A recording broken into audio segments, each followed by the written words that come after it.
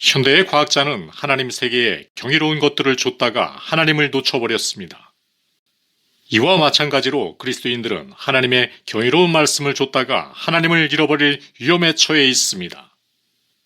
그분은 인격체이시기 때문에 우리가 다른 사람들과 친해지기 위해서 노력하는 것처럼 우리도 그분과 친해지기 위해서 노력할 수 있습니다. 본래 어떤 한 인격체는 다른 인격체들을 알 수 있는 능력을 가지고 있습니다. 그런데 인격체 서로 간의 온전한 알미란 단 한 번의 만남으로는 이루어질 수 없습니다. 상대방의 가능성을 전부 알려면 오랜 기간 동안 사랑의 교제를 나누어야 합니다. 하나님을 찾으려는 우리의 시도가 성공할 수 있는 이유는 그분이 언제나 우리에게 자신을 나타내려고 노력하시기 때문입니다. 하나님은 계시를 전해주기 위해 그 옛날 먼 곳에서 인간에게 잠깐 찾아오신 분이 아닙니다. 그분에 대해 이런 식으로 생각하는 사람이 있다면 그분을 오해한 것입니다. 하나님이 인간을 찾아오시고 인간이 하나님을 찾아가는 것을 공간적인 개념으로 이해해서는 안 됩니다. 그분과 우리의 관계를 이해하는데 물리적인 거리 개념이 동원되어서는 안 됩니다. 그것은 거리의 문제가 아니라 경험의 문제입니다.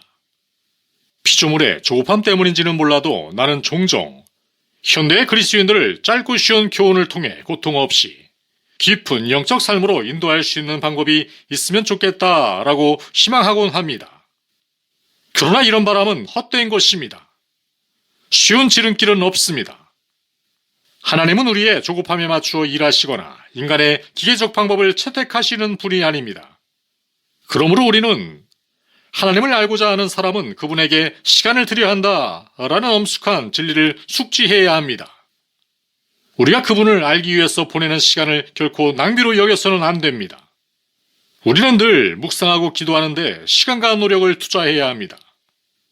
옛 성도들, 영광스러운 사도들, 훌륭한 선지자들, 모든 세대의 거룩한 교회 신자들이 모두 그렇게 했습니다. 그들의 모범을 따르려면 우리도 그들처럼 해야 합니다.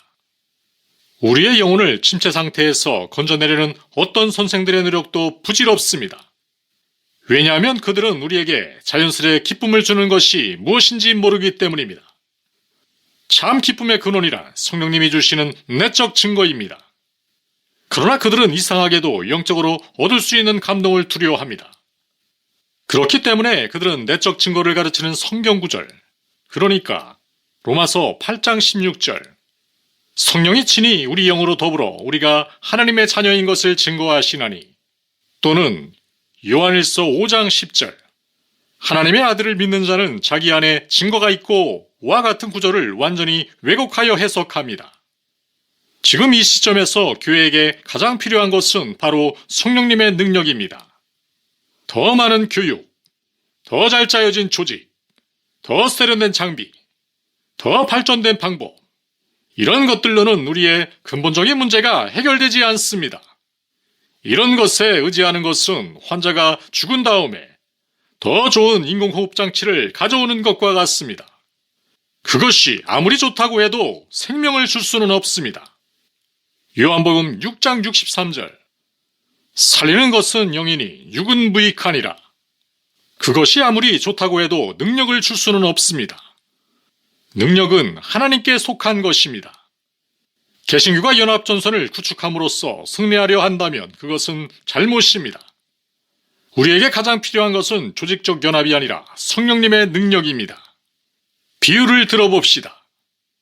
공동묘지의 비석들이 나란히 줄을 서서 연합전선을 구축해본들, 정작 세상 사람들이 그 옆으로 지나갈 때 무슨 말을 하겠습니까? 그저 무력하게 서 있는 것을 생각해 보십시오. 성령님이 사람들에게 임하셔서 그들의 시선이 그들 자신에게서 하나님의 아들에게로 바뀌도록 만들어주시는 것이 부흥입니다. 하나님의 영이 새롭고 힘차게 활동하셔서 부흥이 일어날 때 교회에서는 무슨 일이 일어납니까? 내가 관찰하고 연구한 바에 따르면 부흥이 일어날 때 흔히 뒤따르는 현상은 예배의 열기가 고조된다는 것입니다. 이런 열기는 은밀한 조작이나 조종의 결과가 아닙니다. 그것은 하나님을 갈망하고 사모하는 사람들에게 그분이 부어주시는 것입니다. 예배를 사모하는 복된 현상은 영적으로 새롭게 될 때 일어납니다.